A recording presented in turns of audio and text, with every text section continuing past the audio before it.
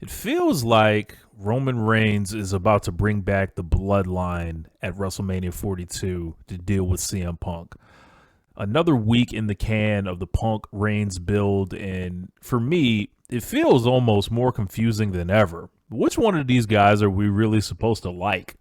They both kind of come off as trying to get their digs in. It feels like in certain points you want Punk to get whooped for some of the stuff that he's saying. Then he'll make a good point or two about Roman Reigns, and just the feel of this entire thing. The Usos have really kind of stolen the show. In my opinion, they've kind of come off as the most kind of well defined characters in this thing. We saw, last night, basically, once again, Jimmy Uso feels like he's I would say, the good cop amongst all these folks. And Punk kind of just isn't really worried about him, but he's warning him about Jay because Jay has no control of himself. Of course, last week, Roman Reigns called CM Punk old, and CM Punk got furious, decked him, and that was like the first real kind of physicality with it. And this show this week kind of ended with Reigns basically evening the score with, a big right hand, the Superman punch, kind of while Punk was, you know, kind of distracted after, him and Jay got into it. But now Punk basically, I want to talk about the thing with the old thing and the way Punk addressed it. Punk kind of did it in a way to where you would address it, and if you were not ashamed of it. And he said pretty much everything you could, and he compared it to like Nolan Ryan, Gordie Howe, different older athletes still trying to excel, but I don't know. Part of me feels like, well, if you were that proud of it, why did you crash out last week over it? So there's a question for me there. Punk kind of went on. He said he's not going to watch his words. He said Reigns can't do anything without his cousins. His entire family can't do anything by themselves. He has all of them shook. He said Reigns gave the entire family permission to go after him, but none of them had. He said this is the shit talk business. He, said that they say awful things to each other to sell the big fights. That's his job. He's kind of tired of talking. He basically came out there and said, my young boy does not get to disrespect me and call me old. And, he then asked the fans if he was old, and the fans chanted yes and cheered for that. He said if he wasn't old, told him he wasn't old, he'd be a liar. He was old. He's proud of it. If he were ashamed, he'd be covering up his gray whiskers with Just for Men, just like Reigns did. I felt like I have seen Roman let the grays through at times, but he said, he threw a Terry Funk reference out there to No Reaction. As I mentioned, the Nolan Ryan and the Robin Ventura fight, he said he can do that essentially. He said he's Mr. Game 7. A lot of sports references for Punk. The older that he gets, the better he is. Age was just a number, so I didn't know if that was, his Chicago shout out to R. Kelly or anything with age is just a number, but we'll keep it going. He said he was old but not insecure. He would never ask the fans to acknowledge him. He said Reigns has underestimated him, but Gunther basically took me serious and I beat him. He said he dropped him last week with one punch. He said this old man is going to tie him up at WrestleMania. Then he went on about Reigns having to gas for air, which I thought was crazy coming from CM Punk. I've seen the CM Punk matches in 2025, and gasping for air, perhaps he recognizes as something, from his own doing there. But he said it, from there, like he mentioned Jey Uso. Jey Uso didn't let anything else happen, but Jay came out and told him he was old and he's been hitting the head too many times. And I think the thing with Punk is like, you can be old, right? I think it's how you carry the old. And CM Punk is wearing this white hoodie, and I'm seeing the way that everyone's coming up to the ring. Reigns ends up there in a white shirt. I thought we were going to get some blood or something, but we did not. He said, Jay never got his title match, offered him, the title match right now, and he kind of feels like an asshole during all of this.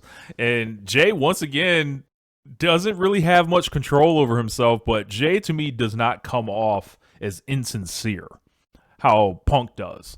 I think, the whole thing about offering them the championship match, like, come on, we know that wasn't going to happen right now, but he told Jay that, he didn't think when he got emotional, he only saw red. That's why he got disqualified, meaning Jimmy. They have to focus on their match next week. Jay said to hell with them tag team titles, and then let Reigns handle it. Reigns then came out and said he was wondering, why, or Punk says he wondered why Reigns wasn't there. Reigns then stared at Punk, and, he came out there and, basically was like, we had their tag match and told him to get out of the ring. So we left it to Punk and Reigns. But Punk said, y'all need to stay because Reigns going to need help, which is pretty funny. From there, like, Jay shoved Jimmy aside and went after Punk, but Punk hit him with the mic. Jimmy and Punk kind of got arm in arm tangled, and then Reigns snuck Punk with that Superman punch. Geeks ran out. After that, Jay said, basically go finish him, and then Reigns got in there, speared him, added a little insult to injury, powerbombed him through the announce table, threw him into the ring post. This is where I thought the blood was going to come from. And then Punk was like kind of laughing after and told all the refs and all that, like, I don't need any help. I'm not the one that needs the help, essentially. But as I said, this build has kind of gone on. 4 weeks. They did 2 weeks of no kind of talking, light physicality each week. How are they going to stretch this out for another month is my question.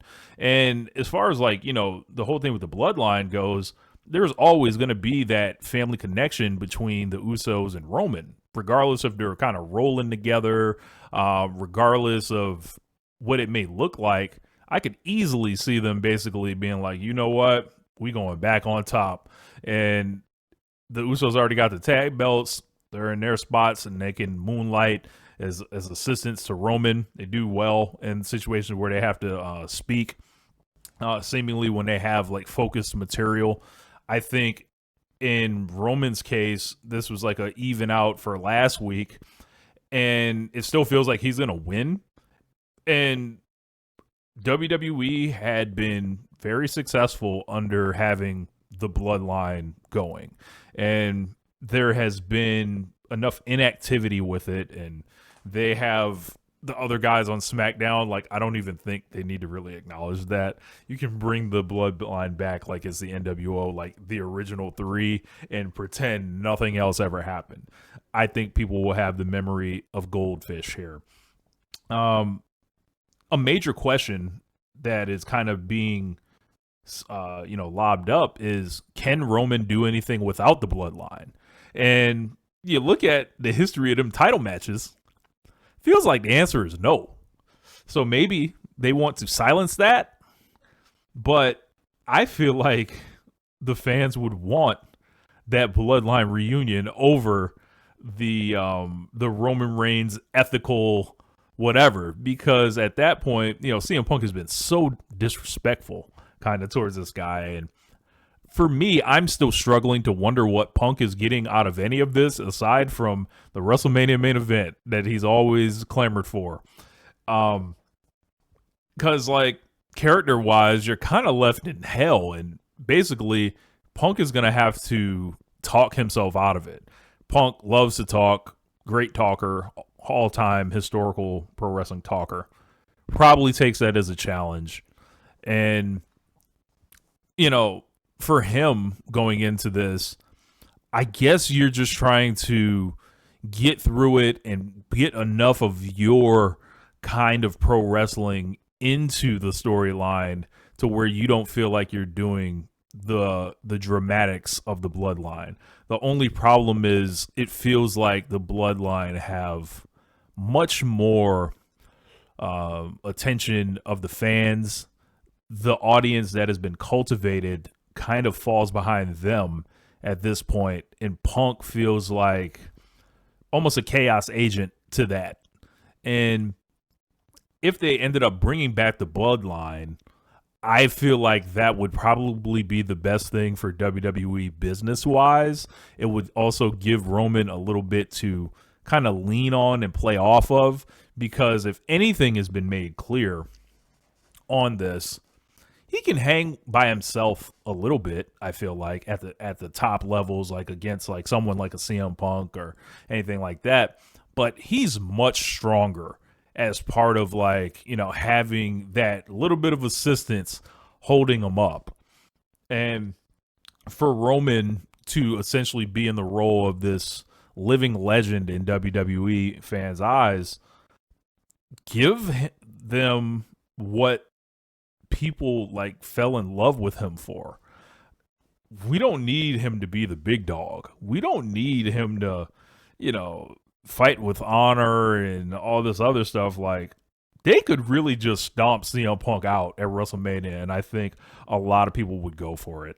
So what do you guys think? Do you think the Bloodline is on its way back as kind of an official faction?